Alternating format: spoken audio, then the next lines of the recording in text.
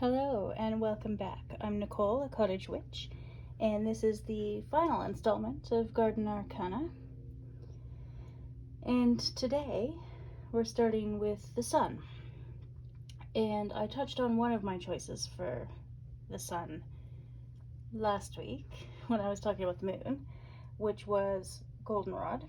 There's a lot of Canadian goldenrod around. There are also a few other choices of wildflowers that I'm just starting to get to know, including cinquefoil, which I have used in salves for skin soothing. It's lovely. And blanket flower, which is also called brown-eyed Susan.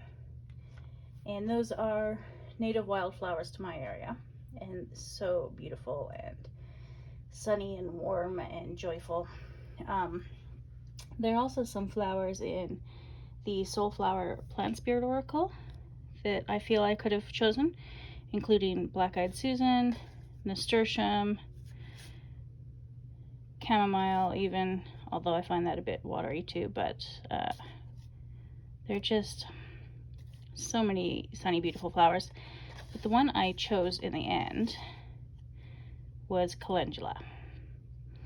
And I chose that because of its vitality and it's the joy it brings me and its warmth, and I have some in several different shades of yellow and oranges on my balcony, and I'll pop out after this and take a video of them.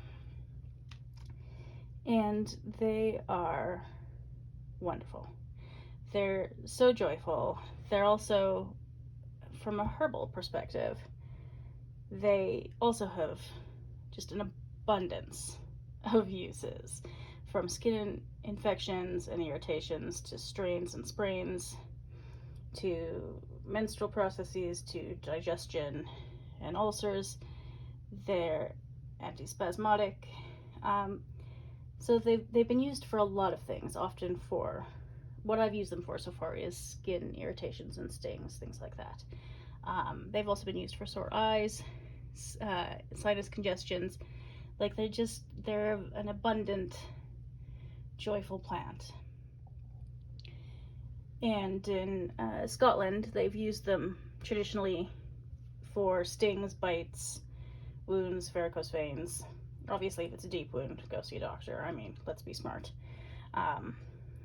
They've used a flower tea to help with lymph glands, circulatory system, jaundice, fevers, what else? Cramps and intestinal issues, and as a salve for just all sorts of things, from burns and bruises to pulled muscles. So they really are an exuberant plant, both in terms of their appearance and their herbal uses. And so that was my choice for the sun. I have some dried leaves as well, still left over from last year, that I use in teas anytime I need either sort of digestive, I feel like I have digestive inflammation, or just when I need my spirits lifted. And it's amazing for that. Also, I'll see if I think I have a better picture, but if you've never seen calendula seeds before, they are hilarious. So I just had to show those because they're amazing. And now they will go back in their container. But I will plant these ones next year. The sun is not something I've traditionally loved. I tend to avoid the sun, but I am trying to learn to appreciate it. And so one of the things that I've got is the sun soy candle. This is there's a monthly box called Hagswag in Canada, and it's a lot of fun.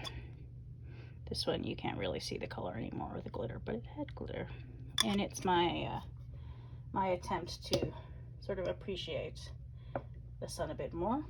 And for some reason, this keeps tilting more and more downwards today. Not sure why that is. There we go.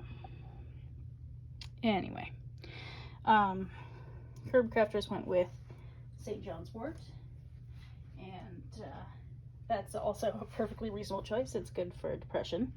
I have a St. John's wort tincture from Earth and Alchemy, which came in that Hag's Bag box, which actually I can't use because of medications I'm on. But it's too good to throw away, so I'm waiting to find that a good home. And because I couldn't use St. John's wort, I went with a plant that I can use, which is calendula. And that's been helping me to appreciate the sun a bit more. The next card is Judgment, or Awakening, which is my, I would say, least understood card. I still haven't come around to an interpretation of this that I feel like I understand at a sort of basic embodied level. I know it's associated with spiritual awakening, rebirth, renewal, that sort of thing. And Tulsi is also a plant I'm not familiar with, holy basil. So the one that the Herbcrafters tarot one with, I didn't go with. What I did choose is balsam fir. And these are some balsam fir bits that I've dried, and if you could only smell them. They're dried, but they're still so fragrant. They've got like earthy, citrusy notes, and they're actually delicious. Like, of all the conifers that I've tried in teas, balsam fir, absolutely my favorite. It's so good. It's very high in vitamin C and other antioxidants, so it's extremely healthy, antiviral, anti-inflammatory. It's been used for spring allergies and respiratory congestion, just anything you'd use a good solid dose of vitamin C for, basically. And you can infuse things with it, as with, you know, rose petals or rose hips or things like that. You can infuse vinegar, salt, sugar, honey. You can make syrup with it, all sorts of things. The Cree, according to Russell Willier in this book, again, a Cree healer and his medicine bundle, have used the bark, which I've never used, for kidneys, and a bark and root decoction for asthma, and resin for burns. And I have heard of that before. In this book, Plants Have So Much to Give Us, All We Have to Do Is Ask, which is a beautiful book. I love it. And in that, Mary Siisip Geniusz talks about Kiwi Dinakwe teaching for resin as very good for burns or sores, things like that. And if you put it on a burn or a blister as a sort of first aid, it will seal it off from the air and infections. Sort of like people use those silicone sticky, I don't know what they're called, silicone sticky bandages, I guess I'll call them. There's probably an official name, but I don't know what it is. Sort of in a similar way for that. And then by the time the skin sort of releases the sap that hardens on there and it falls off, then the skin underneath has healed. They've also used the needle tea for colds, and the scent is said to be a prayer, which, having smelled it, I believe. It is a beautiful grounding scent, but it also fills the air. So yeah, I could see how they would come to that conclusion.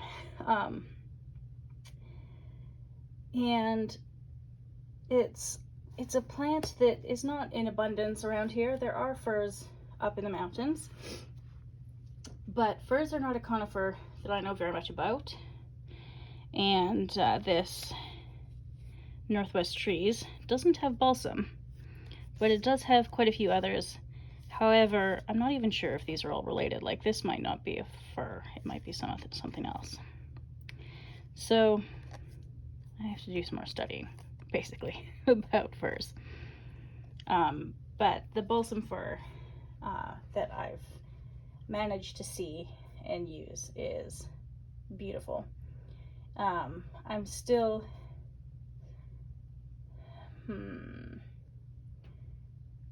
working out the awakening, as it were, but I'll keep at it and get there eventually. The other thing I thought I'd mention in relation to this is something I touched on yesterday, but I'll insert a few more pictures. I've been learning more about pollinators and native plants lately, and so I've been looking for bees and butterflies and different sort of bugs that I can't reliably identify yet on local plants. And that sort of connection, that sort of cycle of connection, I think is an interesting thing to think about as we transition from judgment or awakening to the world. And for the world card, I've chosen the rather humble, although wonderful, plantain. I don't have any dried with me at the moment, but I do have some on my balcony, and I saw the biggest plantain I've ever seen in my life on my walk the other day. So I'll insert some footage of that. And it's a plant with associations of harmony, connection, support, those sorts of things. I also find it interesting that it is called, one of its nicknames is the white man's footprint, and possibly one of the few times a plant with such a name has caused, as far as I know, no damage. It is not native to my area, but has become naturalized to all of North America, as far as I know. Certainly most of Canada, south of the frost line, I suppose. But it is, and this is tilting down again. Don't know what that's about. Anyway, planting. Beautiful, soothing plant that has become naturalized across Canada now, and which Indigenous people clear across the country started using almost as soon as it arrived. It grows basically everywhere that nothing else wants to grow. So anywhere you've got a lawn, you might have plantain in the corners. You know, in the corners of lawns or boulevards along the sidewalk where it just gets sort of trampled. And grass doesn't really grow very well, but you might find plantain there. And also in back alleys and fields and things. It's all over the place. But it's not considered invasive because it doesn't really harm native plants in any way. It doesn't outcompete them. It grows where they don't want to grow, really, in urban areas. So it's a beautiful plant for connection and that interconnectedness, and sort of living together without harm. It's a plant that I've used in salves and teas. It's so soothing and gentle. It's an anti-inflammatory.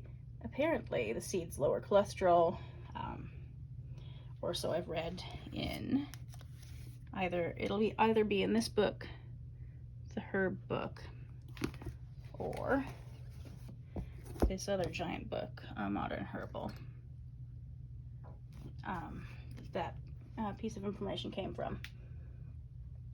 In poultices, I can't say that word today, and salves, it's beautiful for soothing swelling, calming itching. It's been used for hemorrhoids, eczema, psoriasis, cuts, stings, bruises, just anything on the skin. It's incredibly soothing.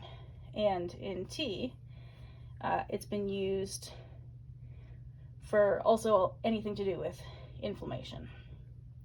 So the Métis, according to, whoops, if I can pull it out here, this Medicines to Help Us, which is a beautiful and slim little book. They've used it for kidney and bladder and intestinal inflammation, excessive menstrual flow, and ulcer relief. So that all sort of jives with the soothing anti-inflammatory qualities. Both the Métis and the Scots have used it externally for all sorts of skin irritations, including poison ivy and stinging nettle. and it's alright for stinging nettle. I did have the opportunity to try that last year. It's alright, it helps. It doesn't magically solve the problem, but it definitely helps. The Scots have also used fresh leaves and sort of packed them around infected teeth and gums, and made a tea for coughs and digestive and bladder problems. The Anishinaabe have used it as a poultice for bites, and the Micmac have also used it for wounds, sores, bites, stings, all that sort of thing, and stomach ulcers. So a lot of people on at least 2 continents now have used plantain as a soothing and healing, a very gentle healing plant. And it's one of those plants that I consider, which might be too out there for some people, which is fine, but I consider it to be a current plant teacher and healer for me. So I've been doing a lot of connecting to plantain lately, the plantain on my balcony.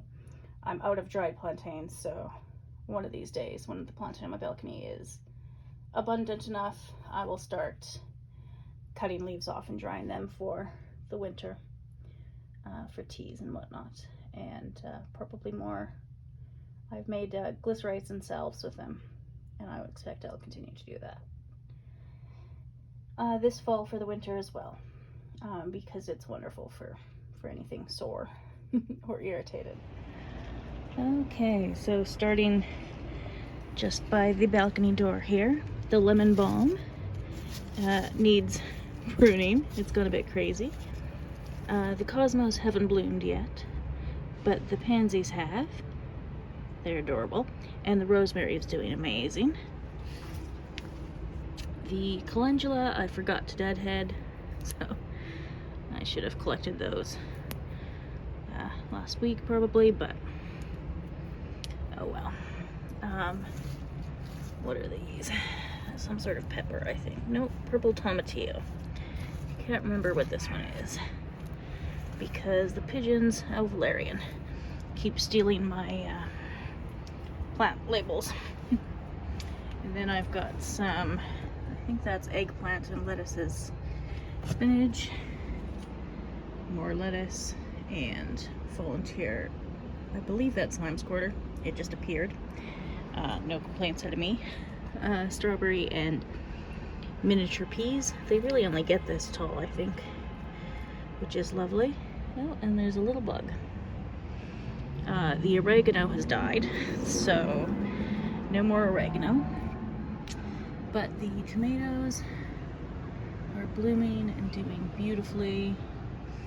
The peppers and tomatillos are doing alright. This one's not doing alright, but most of them are doing okay. This lettuce is amazing. It's also delicious. Raspberries. I should probably stake that pea. What else? Oh, and the calendula. So I've got some calendula down here in the corner. And there's more down here that's hiding. Oops. Well, it's going for the sun is what it's doing. And then some more up here. Some of it is doing this weird thing. Not really sure what that's about. But the newer ones seem okay. And the marigold is going bananas. Got some dandelion and plantain. Plantain's doing pretty well. There's a dog across the way, as you can probably hear. Saskatoons. And the thyme is still going crazy. The squash is doing okay, so that's lovely. Mint, more mint. Oh, there's a pepper with a little bloom on it, a little purple bloom down there, so that's exciting. I'm not sure what the grasses there are, but okay. Volunteers, I guess. I think this is bee balm, but I can't remember because the birds have stolen the label. More plantain, because I can never have enough plantain. It's wonderful. Mullein. whatever this volunteer grass is. Some spinach. That's the milk thistle in the corner. And lamb's quarter. This lamb's quarter I pulled up from the side of the road, actually. More mullein and chives. And more calendula. Ooh. Oh, bugs. Okay. Well, that one I'll leave for the bugs, I guess. Some of them I should have picked earlier. Oh well.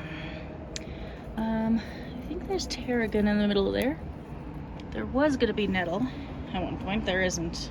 I don't think it's survived.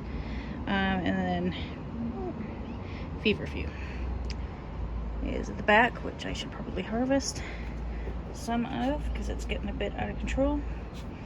And then more tomatoes, greens, peppers, lots of greens. What is that? Is that lemon balm? I don't think that's lemon balm. What is that? Catnip maybe. Peppermint.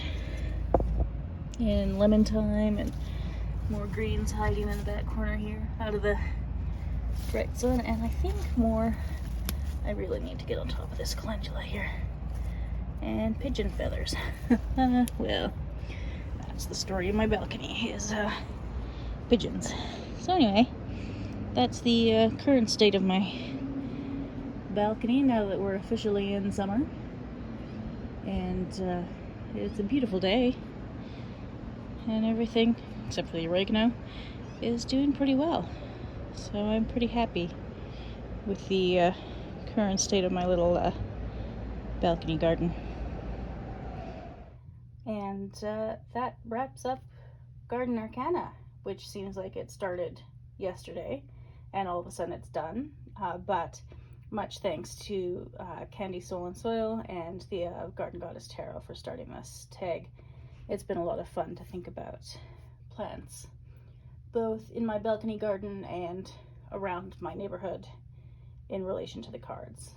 And yeah, so I've really enjoyed this, and I hope you have as well. Thank you for watching, and I'll see you next time.